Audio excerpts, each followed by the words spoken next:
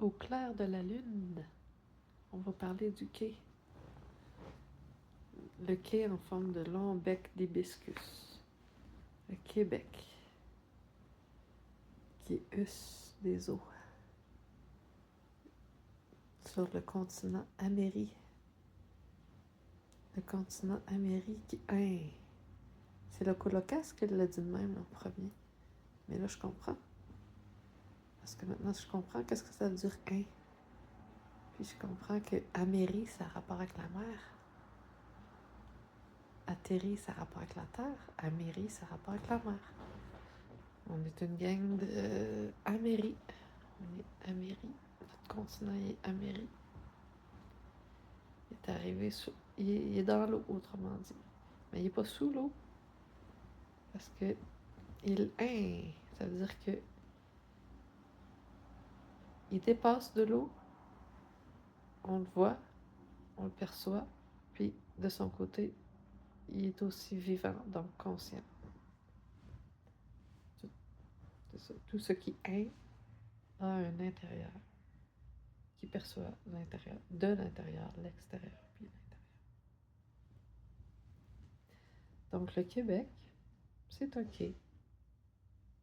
C'est sa particularité, c'est la porte d'entrée, c'est le port. C'est la porte d'entrée.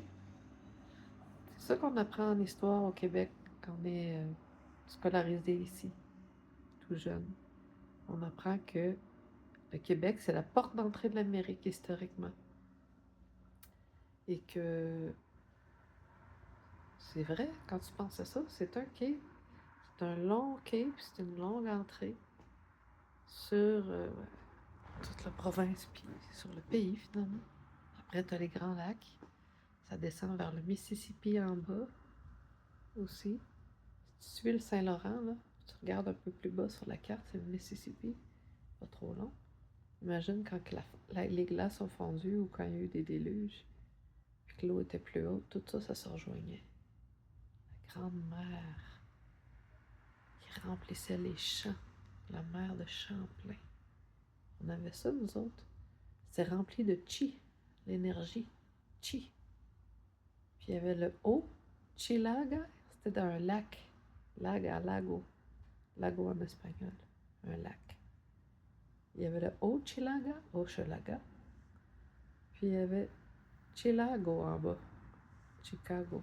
Ils ont lu, parce que le savoir est rené des cartes. Après les déluges, tout ce qui arrive, qui fait que on perd un peu.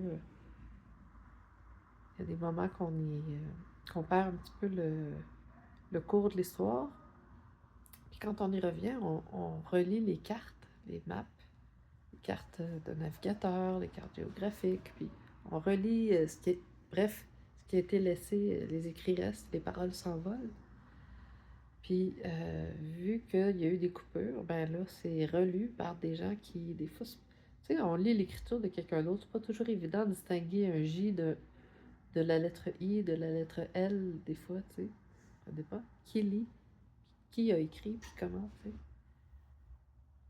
Fait que Hochelaga puis Chicago, ça a le même sens. Ça parle des lacs, de chi. Fait qu'il y a de l'eau et de la boîte. C'est le même, c'est une forme d'énergie. C'est une forme de. Ça décrit une forme d'énergie. Hochelaga, puis Chicago, Chilago. Lago, c'est un lac. Fait que c'est deux grosses flaques. Une en bas puis une en haut, tu sais. Puis t'avais le lac Champlain. Je sais pas si c'est le même que le Hochelaga. Que le lac de Chi-O, le haut lac de Chi, puis celui en bas, c'est Chicago, Chilago. Bon, la Sierra de Thé, là, ça. Fait que Québec, moi, je pense que ça vient de là, Kwekwe, Ataro. Parce que quand j'ai travaillé chez les Hurons, Wendat, là, Wendake, là, à l'ancienne Lorette, là, j'ai appris comment ils disent bonjour, les Autochtones. Ils disent Kwekwe. Puis Ataro, ça veut dire ami, OK? Puis ils disent tout ça, Kwe, puis Kwekwe. Mais il faut juste s'amuser un petit peu à assouplir notre rigidité parce que, regarde, un quai, Puis Kwe, ça peut être facilement, tu sais, ça dépend qui va lire qu'est-ce qui est écrit. Q-U-E, ça peut être lu comme que, K, Kwe, tu comprends? Puis après ça, de le réécrire en K-W-E, comme ils font, ça fait pas en sorte qu'on perd de vue nécessairement que c'est lié au mot que-u-e. Puis le que-u-e, pour moi, il est lié au fait que Québec, c'est un quai. Tout comme le peuple basque, c'est pas basque, c'est les bas quais. Tu sais, ça parle des niveaux de l'eau puis du rapport à l'eau de ceux qui habitent là, de la vie qu'il y a là. Tu sais, Québec était autochtone, là. Puis autochtone, c'est quoi? Ben, ça veut pas dire qu'on parlait pas français, tu sais. C'est peut-être ça l'affaire qu'on a perdu de vue. Pas pour rien là, qu'on sauve la loi 101, loi 101. Là. Une chance qu'ils l'ont gardée, parce que c'est notre clé. On n'est pas obligé de l'utiliser pour comprendre, mais on peut. Parce que c'est... On a un accès direct au trésor. Le trésor québécois, c'est la langue. La langue telle que nous, on la parle. Vraiment. Avec nos anglicismes. Puis ça, c'est notre version. Mais tu sais, on n'est pas les seuls à avoir une clé, là. Il y a d'autres francophonies. Il y a la France, la Bretagne, ben, ça fait partie de la France, je pense. La Suisse, la Belgique.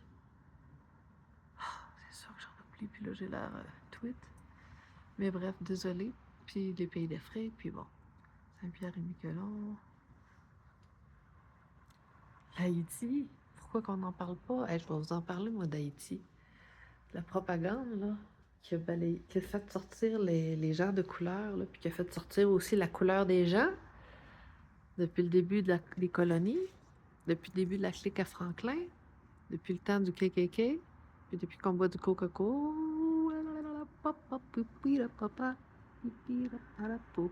Oui, oui, oui, oui. On se bleach. On se lave. On est des peuples slaves qui se lavent. On se lave par les rations blanchissantes, puis les rations de produits blanchis, dévitalisés, déminéralisés, dévitaminés, puis revitaminer pour nous le revendre dans des emballages chers, des cas très chers, des cas chers. OK? Fait que...